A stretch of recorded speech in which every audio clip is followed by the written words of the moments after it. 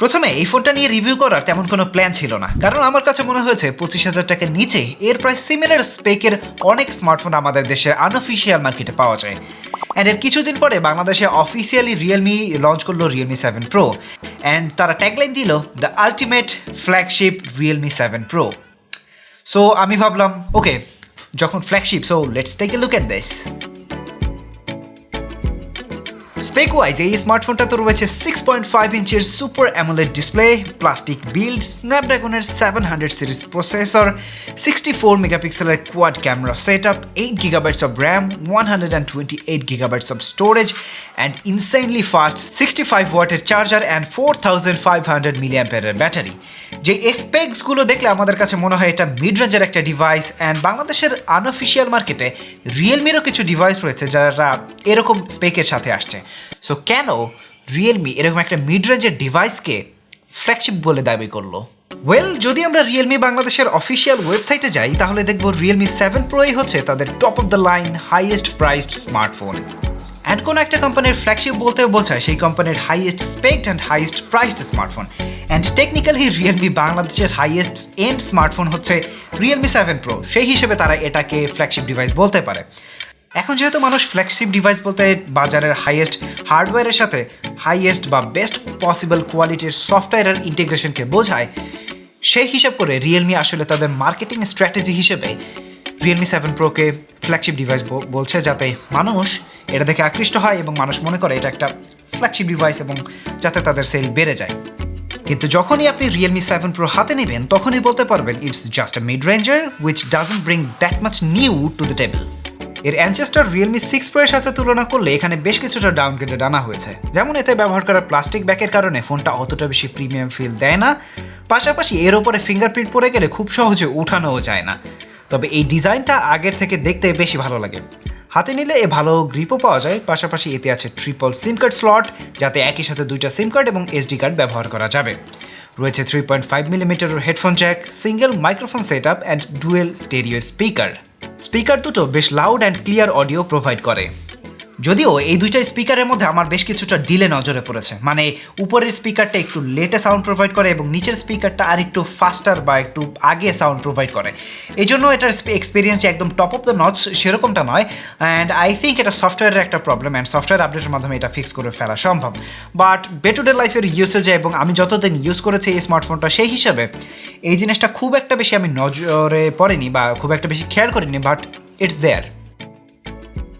Media কনজিউমিংয়ের কথা বললে বেশ eye pleasing, vibrance and high contrasty output পাওয়া গেছে, যা সুপার অ্যামোলেড ডিসপ্লে ফোনের কাছ থেকে এক্সপেক্টেড।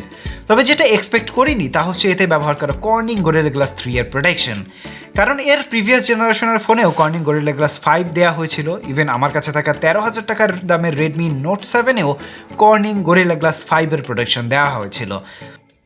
সো যারা ভাবছেন নেক্সট জেনারেশনের ফোন মানেই আগের থেকে আপগ্রেডেড কিছু নিয়ে আসবে, তা কিন্তু নয়।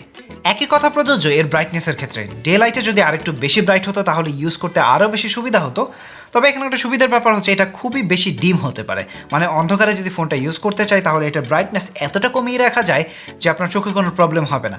ইভেন সুপার অ্যামোলেড ডিসপ্লেতে অনেক সময় দেখা যায় এই সময় ফ্লিকারিংয়ের প্রবলেম দেখা যায়, মানে ডিসপ্লের ব্রাইটনেসটা কমিয়ে রাখলে, বাট রিয়েলমি 7 প্রোতে এরকম কোনো প্রবলেম দেখতে পাইনি। তবে যেই প্রবলেমটা আমি ফেস করেছি সেটা হচ্ছে এতে প্রত্যেকটা কন্টেন্ট অনেক বেশি ওভার এক্সপোজ দেখাতে চাই। I doesn't mean the brightness, আমি এটার এক্সপোজারটাকে বুঝিয়েছি। আই মিন যখনই আপনি কোনো কন্টেন্ট দেখতে যাবেন, লাইক ফেসবুকে স্ক্রলিং করছেন অথবা ইউটিউবে ভিডিও দেখছেন, আপনার কাছে ভিডিওগুলো কিছুটা ওভার এক্সপোজড মনে হবে।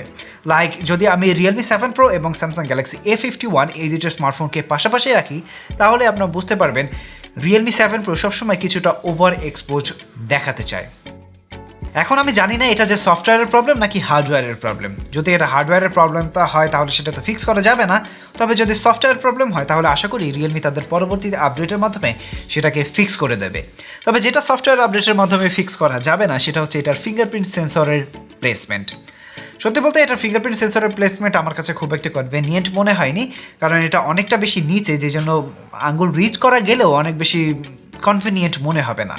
বাট এটার আনলকিং স্পিড অ্যান্ড অ্যাকুরেসি আমার কাছে বেশ ভালোই মনে হয়েছে। জাস্ট প্রেস অ্যান্ড আনলক এরকম একটা এক্সপিরিয়েন্স পাচ্ছিলাম।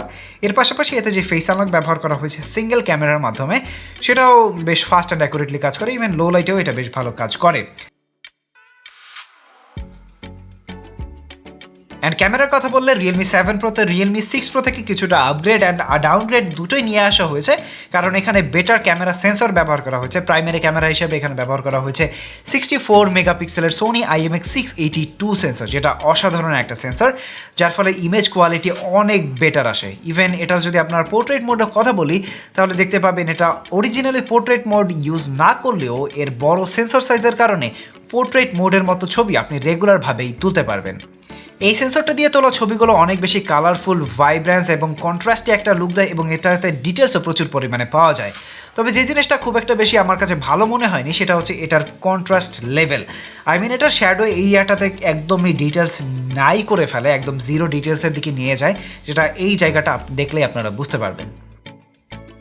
অ্যান্ড এর পাশাপাশি যে আলট্রা ওয়াইড অ্যাঙ্গেল লেন্সটা ব্যবহার করা হয়েছে সেটার তোলা ছবিগুলোও মোটামুটি ডিসেন্ট লেভেলের ছিল, কারণ এটাতে কালার টোনটা খুব ভালোভাবে ছিল না। যেখানে রেগুলার ক্যামেরা খুব ভালোভাবে কালার রিপ্রেজেন্ট করতে পারে, সেখানে আলট্রা ওয়াইড অ্যাঙ্গেল ক্যামেরাটাতে গেলে অনেক বেশি ক্রোমাটিক অ্যাবর্শন তো দেখা যায়। এই পাশাপাশি এটার কালার টোন অ্যান্ড কালারগুলো অনেকটা বেশি পিঙ্কিশ টিন্টের দিকে চলে যায়, যেটা আমরা এর আগের রিয়েলমি ডিভাইসগুলোতে দেখেছিলাম। সো আশা করি পরবর্তীতে কোনো সফটওয়্যার আপডেটের মাধ্যমে রিয়েলমি এই জিনিসগুলো ফিক্স করে ফেলবে, but I don't think so যে সফটওয়্যার আপডেটের দিকে এই কোম্পানিগুলো খুব একটা বেশি নজর দিতে পারে। যদিও ক্যামেরার ক্ষেত্রে ছোটোখাটো কিছু ইমপ্রুভমেন্ট এনেছে তারা, যেমন 4K রেজুলেশনে 30 FPS ভিডিও করার সময় আপনি এখানে EIS এর সুবিধা পাবেন, যেটা এই প্রাইস রেঞ্জের অনেক স্মার্টফোনেই দেখা যায় না EIS-টা। আর EIS থাকলে খুব ভালোভাবে কাজ করে না, বাট রিয়েলমি 7 প্রো এর EIS বেশ ভালো পারফরমেন্স করেছে। যদিও এই EIS-টা লো লাইটের ক্ষেত্রে খুব একটা বেশি কাজে লাগে না, কারণ অ্যাকচুয়াল অপটিক্যাল ইমেজ স্ট্যাবিলাইজেশন থাকলে সেটা লো লাইটে অনেক বেটার পারফরমেন্স দিতে পারে।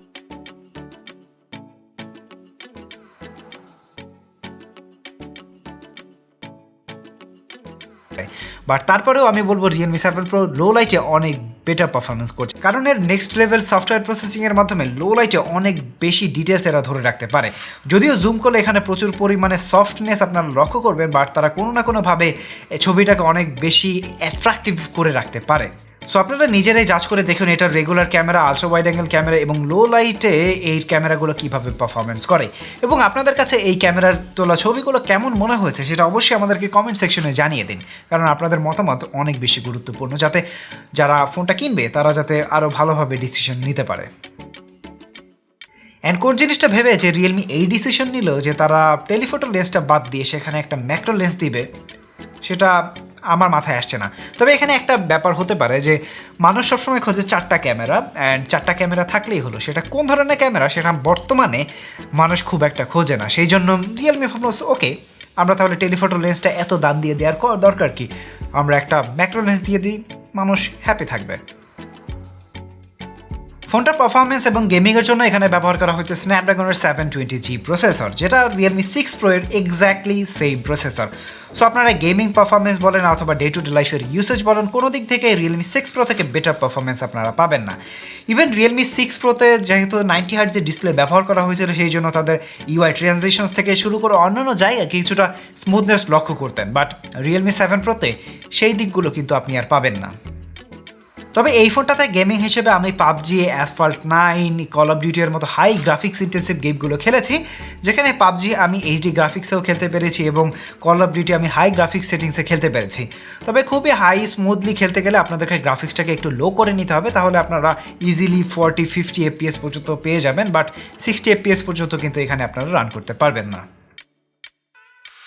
অ্যান্ড এখানে একটা নোটিসেবল বিষয় হচ্ছে গত 1 বছর আগে রিলিজ করা রিয়েলমি X2 স্মার্টফোনটাতে গেমিং পারফরমেন্স কিন্তু রিয়েলমি 7 প্রো থেকে better. Yes, you had the right. যদিও রিয়েলমি স্ন্যাপড্রাগন 720G প্রসেসরটা লেটেস্ট একটা প্রসেসর এবং এটাতে কিছুটা বুস্ট ক্লকি স্পিডও রয়েছে, তারপরেও সফটওয়্যার অপটিমাইজেশনের কারণে রিয়েলমি X2 গেমারদের জন্য বেটার পারফরমেন্স দিচ্ছে। পাবজি থেকে Call of Duty and Asphalt 9-এর মতো সব জায়গায় রিয়েলমি X2 বেটার পারফরমেন্স দিচ্ছে। ইভেন এটাতে যে সফটওয়্যার সেটাও অনেক বেশি বাগ ফিক্সেসের মাধ্যমে যেতে সেটার সফটওয়্যার কিন্তু আগের থেকে অনেক বেশি স্ট্যাবল হয়েছে। সো সফটওয়্যার অ্যান্ড পারফরমেন্সের দিক দিয়ে, ইভেন প্রাইসিংয়ের দিক দিয়েও রিয়েলমি X2 কিন্তু রিয়েলমি 7 প্রো থেকে এগিয়ে থাকে। তবে যেই দিকটাতে রিয়েলমি 7 প্রো এগিয়ে থাকে সেটা হচ্ছে এটার ব্যাটারি অ্যান্ড চার্জার। ব্যাটারি হিসেবে এখানে 4500 mAh ব্যাটারি ব্যবহার করা হয়েছে, যেটা রিয়েলমি 6 প্রো থেকে 200 mAh বেশি। আর যে চার্জার ব্যবহার করা হয়েছে সেটা হচ্ছে 65 ওয়াট, যেটা রিয়েলমি X2-তে ব্যবহার করা হয়েছিল 33 ওয়াট প্রবাবলি। সো সেই হিসেবে এখানে প্রায় ডাবল স্পিডের ফাস্ট চার্জার, যদিও এটাতে খুব একটা বেশি চার্জিং টাইমের ডিফারেন্স হয় না, একটা হচ্ছে 42 মিনিট লাগে রিয়েলমি 7 প্রোতে, রিয়েলমি X2-তে 65 মিনিট লাগে, সেই হিসেবে খুব একটা বেশি ডিফারেন্স না। তবে 65 ওয়াটের চার্জার ব্যবহারের ফলে কিন্তু রিয়েলমি 7 প্রোতে ব্যাটারি ডিগ্রেডেশন আরও ফাস্ট হবে ফর শিওর। সো সবশেষে বলা যায় রিয়েলমি 7 প্রো বাংলাদেশে আনঅফিসিয়াল মার্কেটে 27,000 এবং অফিসিয়াল মার্কেটে 28,000 টাকায় যে প্রাইস রেঞ্জের মধ্যে পাওয়া যায়, সেই প্রাইস রেঞ্জের মধ্যে I think Poco X3, even আরেকটু প্রাইস বাড়ালে রেডমি K20 প্রো আর এরকম কোনো ডিভাইস পেয়ে যাবেন। আর আপনি যদি সিমিলার স্পেকের স্মার্টফোন খুঁজে থাকেন তাহলে গত 1 বছর আগের রিয়েলমি X2 কিন্তু এখন আপনাকে বেটার পারফরমেন্স প্রদান করবে, কারণ সেটাতে আপনি বেটার সফটওয়্যার, অপটিমাইজড সফটওয়্যার পাবেন। কারণ রিয়েলমি 7 প্রো থেকে রিয়েলমি X2 এর সফটওয়্যার অপটিমাইজেশন এতদিনের মধ্যে, মানে গত 1 বছরের মধ্যে অনেক বেটার হয়ে গেছে। সেটাতে যে ক্যামেরা সাপোর্ট পাবেন, গুগল ক্যামেরা সাপোর্ট, সেটা অনেক বেশি স্ট্যাবল রিয়েলমি X2-তে, অ্যান্ড সেটাতে আপনি বেটার বিল্ড কোয়ালিটিও পাবেন, অ্যান্ড আই থিঙ্ক সেটার সুপার অ্যামোলেড ডিসপ্লের কোয়ালিটিটাও রিয়েলমি 7 প্রো থেকে বেটার। সো সব কিছু মিলিয়ে আমি পার্সোনালি রিয়েলমি 7 প্রোকে আপনাদের জন্য রিকমেন্ড করতে পারছি না, বাট যাদের শুধুমাত্র একটা বেটার ক্যামেরা দরকার তারা চাইলে রিয়েলমি 7 প্রোটা নিতে পারেন, কারণ এটা ক্যামেরা এই প্রাইস রেঞ্জের অন্যান্য ডিভাইসগুলো থেকে মাছ বেটার। তো এই সম্পর্কে আপনারা কি ভাবছেন? আপনাদের কাছে রিয়েলমি 7 প্রো স্মার্টফোনটা কেমন লেগেছে সেটা অবশ্যই আমাদেরকে কমেন্ট সেকশনে জানিয়ে দিন। আর ভিডিও ভালো লাগলে ভিডিওটা লাইক দিয়ে চ্যানেলটা সাবস্ক্রাইব করে বেল বাটনে ক্লিক করে রাখুন। তো আজকের মতো এখানে বিদায় নিচ্ছি, টাটা বাই বাই, দেখা হবে পরের কোনো ভিডিওতে।